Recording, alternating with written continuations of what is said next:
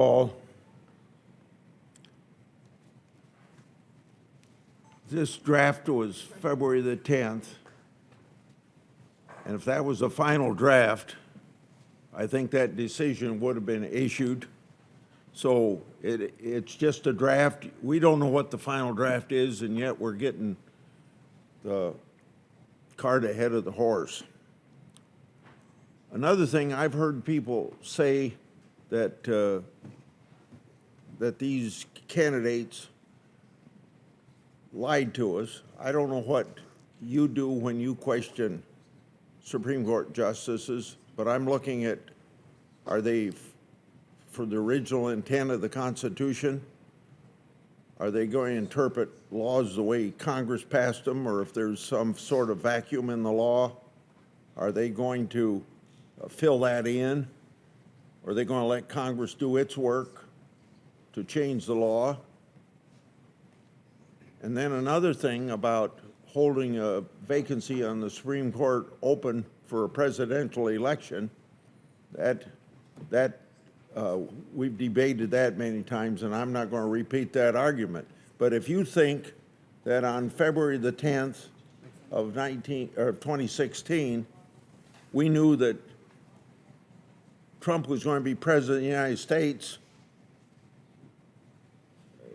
that's a ridiculous sort of assumption. At 10 o'clock election night,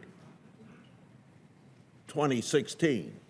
I couldn't believe that Trump was going to be elected president, but he was elected president. So think that there's a scheme here that was thought out on February the 10th, 2016, that we were going to know that we were going to be able to put 3 justices on the Supreme Court is a ridiculous argument. Then also, getting back to what I said about the way I see in questioning judges and whether somebody lied or not, I could say to Gorsuch on the McGurk case, that's a ridiculous, nobody got that opinion in interviewing you here, that you go that far to say that half of Oklahoma, that the state couldn't prosecute Native Americans. I disagree with him on that opinion. Kavanaugh made some decision here within the last 2 or 3 years that I disagree with, but what's that got to do with what they told us here at this hearing? Or if you're talking about precedent can't ever be changed, it's ridiculous to think that we would say today that separate but equal is a legitimate way to treat people in public schools. No, Brown overruled that, and everybody's thankful that Brown overruled it. So we don't even know what this decision is. Now, those are some of the off-the-cuff remarks I want to make, but I want to also follow up on the same subject. On Monday evening, we saw a shocking leak from the Supreme Court. That was a monumental, historic breach of trust. A number of Democrats and their allies in the media have tried to focus on the substance of this leaked 3-month-old draft. Before everyone sets their hair on fire, there are a few reasons that make little sense. First, it is a draft, not a final decision. There will be time to discuss the actual decision in the case when that case is issued, or that decision is issued. We shouldn't reward this leak by speculating about it. Second, the person who violated the court's tradition of confidentiality chose to leak the draft. The draft is nearly 3 months old. We don't know what changes might have been made. But we have 3 Republican senators that have been clerks in courts, and they very carefully told us how many times these things change from day to day or week to week in this whole process of writing a final determination. Third, what we do know right now is that this leak happened. I don't know why some on the left want to lionize the leaker. This was a very dishonorable act. We should all be willing to say that it was a dishonorable act. It risks hurting important values and credibility at the court. The justices must be able to discuss cases without worrying that a member of the court family would run to the press seemingly in an attempt to influence an outcome. The Chief Justice has announced that the marshal of the court will investigate the leak. We all ought to look forward to learning the results of that investigation. Sadly, we're already seeing the predictable result of this disgraceful leak.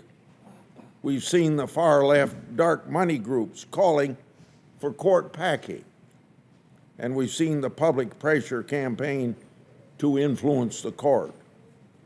A liberal activist group even went so far as to organize a walk-by of a justice's home. Disgraceful. This seems to be nothing more than an appalling attempt to intimidate the justices. Appropriately, the Chief Justice announced, these are his words, that the work of the court will not be affected in any way.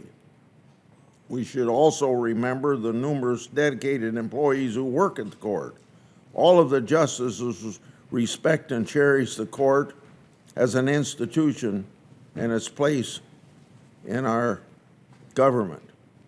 We should recognize and honor those employees and the justices who have respected the confidentiality of the judicial process. Now to today's agenda.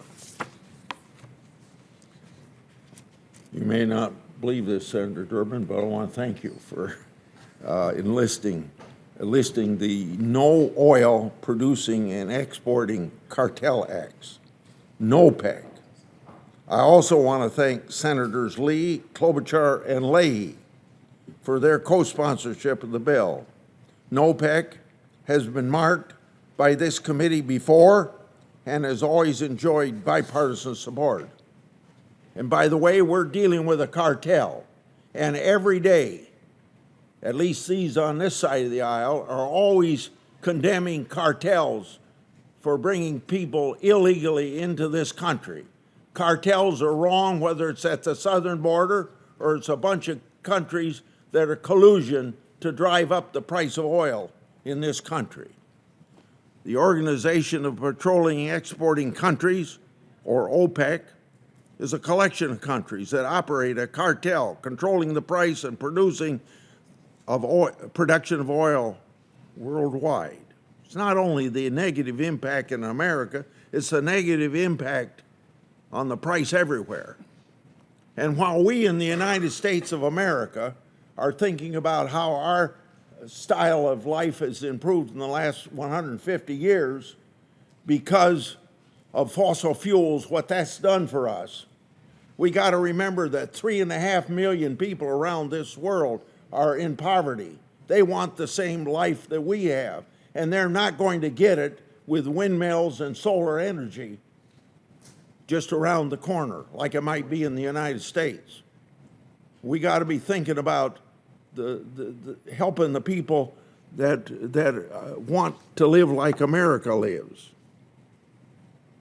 With its partner countries, Russia, OPEC controls 70% of all petroleum traded internationally and 80% of all oil reserves.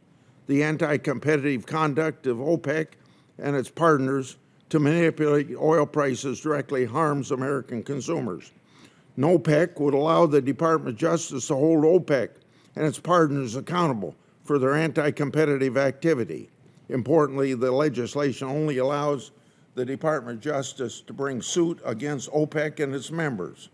It gives the Attorney General another tool in the toolbox to go after antitrust violators while still allowing the administration to weigh foreign policy implications.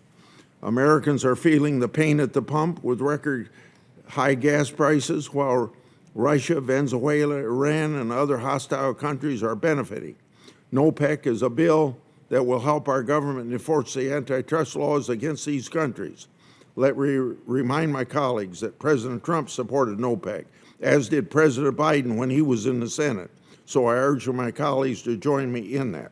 I also want to thank the chairman for listing the Justice and Mental Health Collaboration Reauthorization Act, which I co-sponsored, encouraging treatment and supporting those in mental health challenges in criminal justice system is critical to improving the outcomes and protecting public safety. This bill updates successful initiatives to do just that.